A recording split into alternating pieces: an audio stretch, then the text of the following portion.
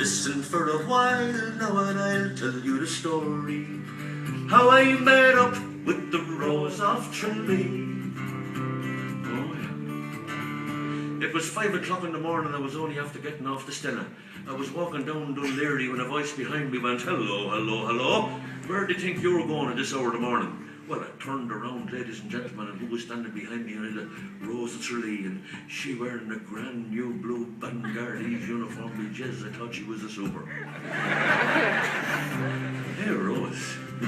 How's it going, baby? The second last time I saw you was upstairs in the dome, down below there in Tralee, and Gay Byrne and the pretty Polly Tights and all the beauty queens in Tashkent and Istanbul and Bangkok and Liverpool, and how are you keeping? Can you account for your movements? For Jesus' sake, Rose, there's no need to be like that. Me movements? Oh, I give you all the movement you want, baby. You better sharpen your pencil, I tell you now, because you're going to be a busy little woman, because Christy's got a memory like a super graspy jizz. You can remember things that never happened at all. Yeah?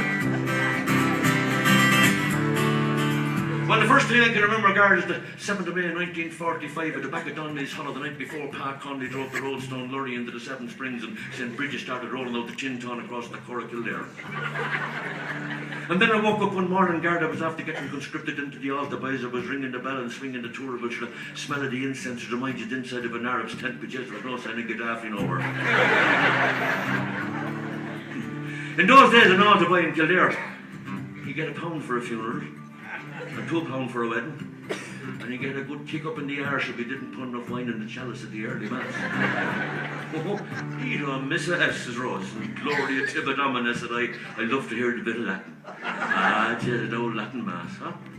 Tridentine, huh? Feck it. Can't stand them feckin' old folk masses. Them trendy priests tripping over each other to sing ballads at half time in the bingo. The fucking 9 First Fridays never killed anyone, guard. You know what I mean? Then I got a job, Rose, because I was serving me time to be a corner boy up on the Curragh camp, and I was trying to teach the sheep how to talk Irish. And then I got a job out selling lamb's balls to mushroom farmers to put in the 4 horse shite. And one day I was walking across the Corrigal here, but Jez did not fall into an officer's mess. Jez, he was only home out of 11.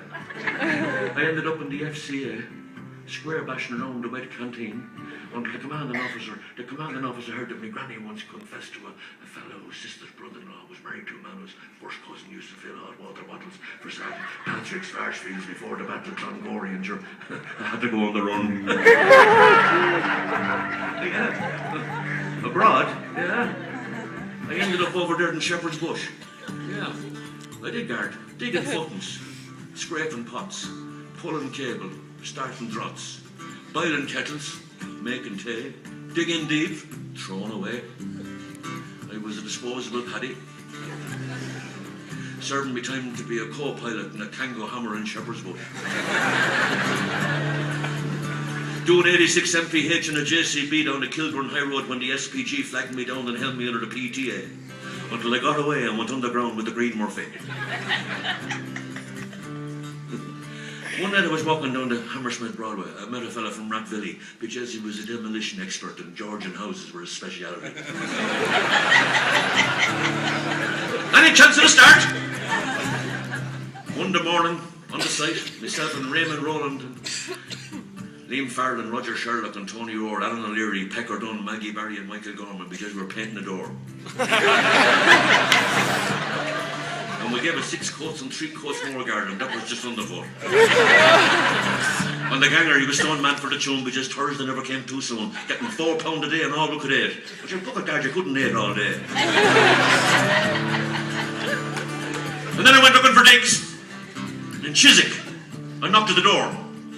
This woman came out, she saw me and she went, oh, get away from my door, there'll be no blacks in their paddies getting in here. So well and I was a white South African. Oh, Torristock of Oakeltoft, fought your oath. Second Carlo woman she was. You're very welcome into my humble bed and breakfast. As long as you don't blow your nose in the sheets. And then I tried to join the British Army to better myself, guard. Yeah, I volunteered as a subcontractor building houses with no doors nor handles on them. And the recruiting officer said to me, what you been doing lately then, Paddy, old chap? Oh, I said I was helping O'Brien to shift the garden. We're spreading the toxic all over the Golden Vale. We're taking the bends out of the Liffey for Dr. Smurfett and the K Club. Covering Stevens being in concrete for Paddy Gallagher and we're doling out the diddly eye for Dr. Dara. What we did is you're overqualified for the British Army.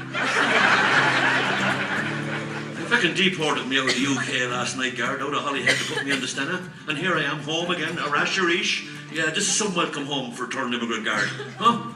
What could your pioneer pin and your phone and your white star for not cursing? It'd be more your line to give me lifting the squad car into town. And she did. Oh yeah, the Rose, she put me in the back seat of the squad and into town we went, yeah. Heading down Capel Street, 7 o'clock. We spotted an early morning house. Hey Rose, would you like a drink, baby? Well, she took off her cap. In she went, unbuttoned her tunic. I'll have a brandy with a small drop of port, says she. I never drink pints when I'm on duty.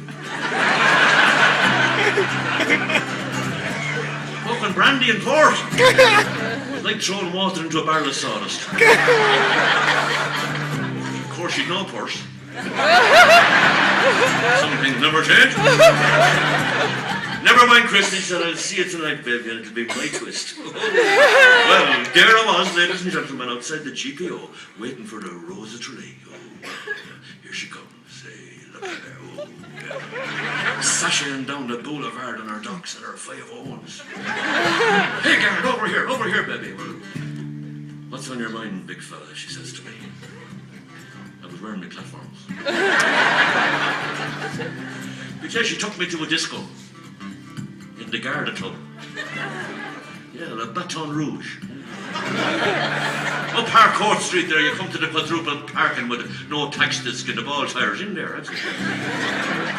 Did you ever wonder what to do with all the hash? Woodstock wouldn't be in it. Wall-to-wall moustaches. And myself and the Rose, we danced the night away. Oh, the whole lot. 5 o'clock in the morning, she said, fancy coming back to my place then, Lofty. There's a bear shite in the woods. Up through rat mines and rat garbages and the Honda 50 into the 24/7 and we got the car on Nationalist and a Calvita cheese and back to her place 2 up and 2 down. But yeah, she pulled the cork out of the balloon on and I got sick all over the room. And then she put on the music. She had a new CD, a brand new CD, Daniel, you know. And she went, oh, then fair, be well, sweet Donny God, oh, the roses and Guido.